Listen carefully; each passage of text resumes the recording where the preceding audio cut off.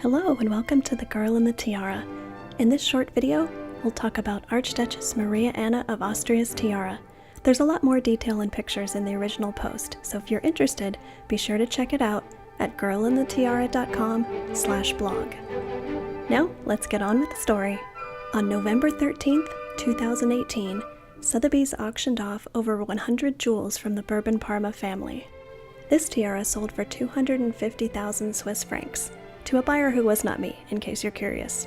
It had been a wedding present from Emperor Franz Josef of Austria to his great-niece, Archduchess Maria Anna. Created by Koschert circa 1901, it's made with circular-cut diamonds that are pavé and collet set into a foliate scroll setting, with detachable central cluster and side motifs. Nifty! Let's meet Maria Anna, shall we?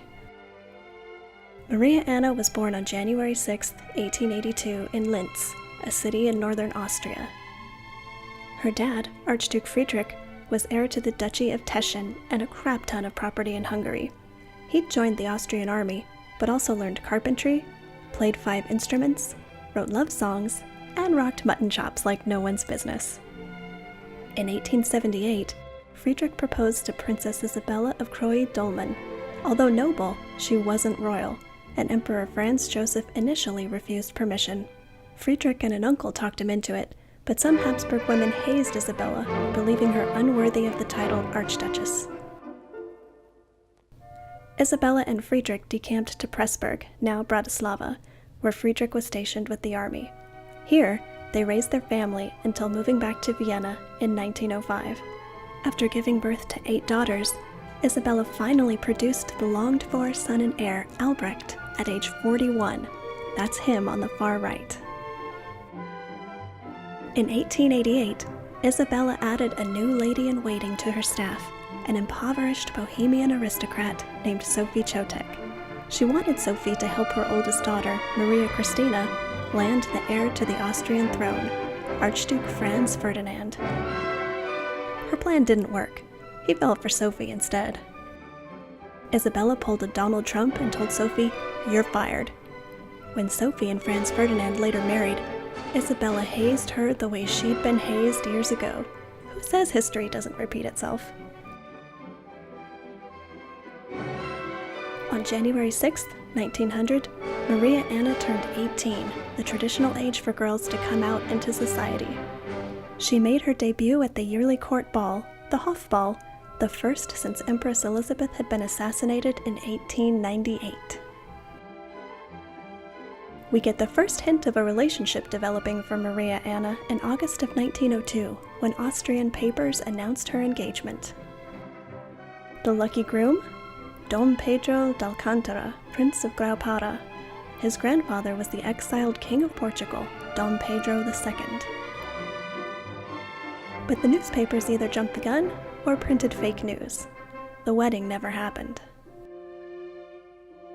Just 2 months later, Maria Anna was engaged for real to Prince Elias of Bourbon-Parma, a lieutenant in the 7th Regiment of Austrian Dragoons. They married on May 25, 1903 in the Hofburg's Pfarrkirche, in the presence of Emperor Franz Josef. Aw, spring wedding!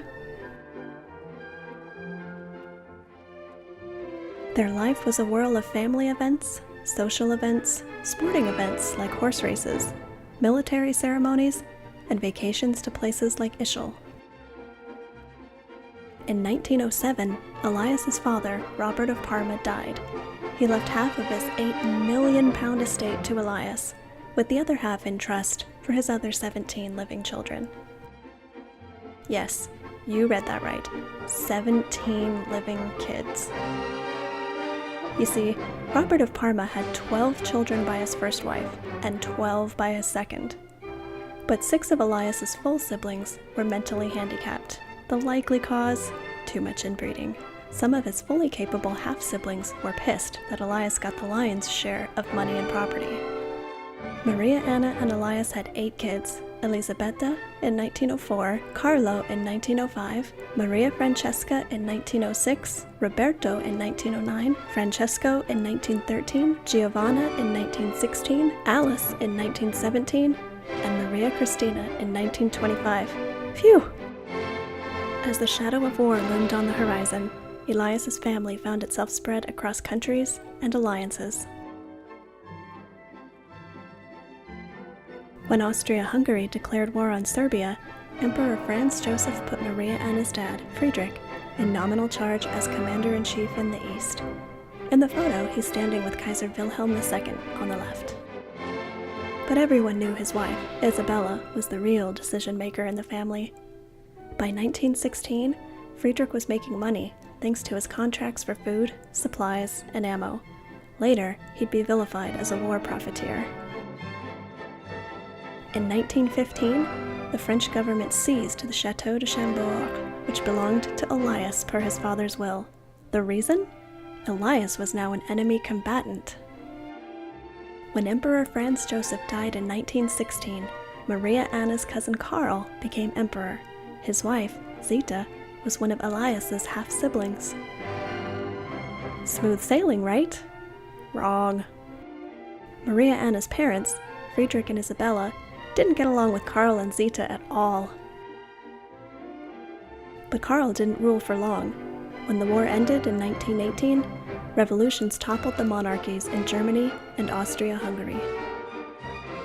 Maria Anna and Elias didn't have to flee. She was married and no longer considered a Habsburg whose properties could be confiscated. Her parents had to flee and lost property estimated at 200 to 400 million. In 1921, they resettled in Hungary.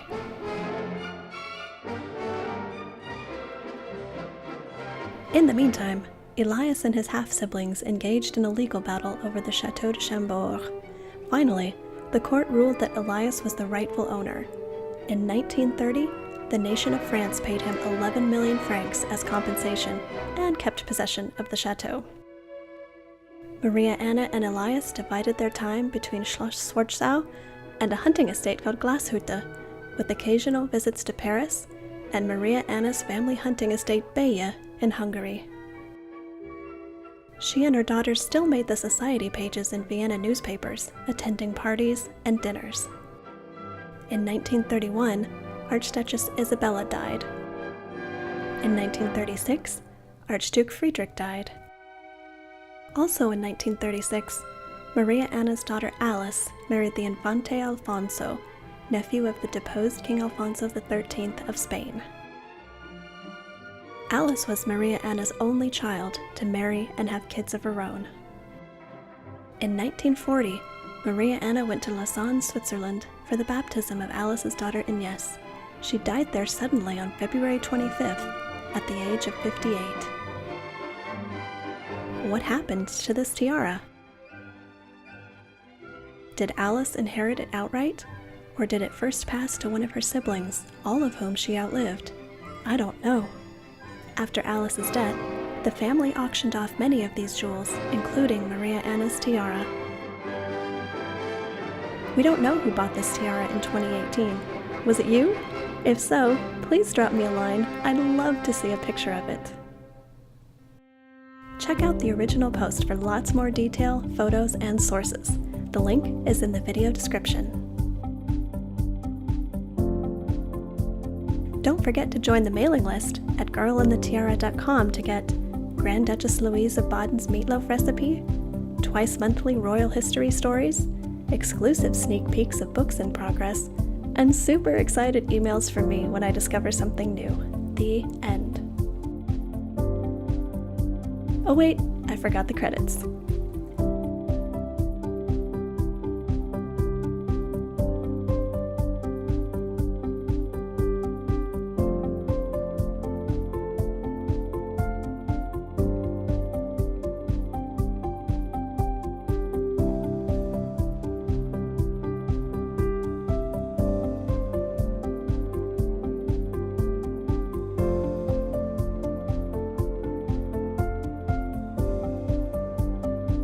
The end.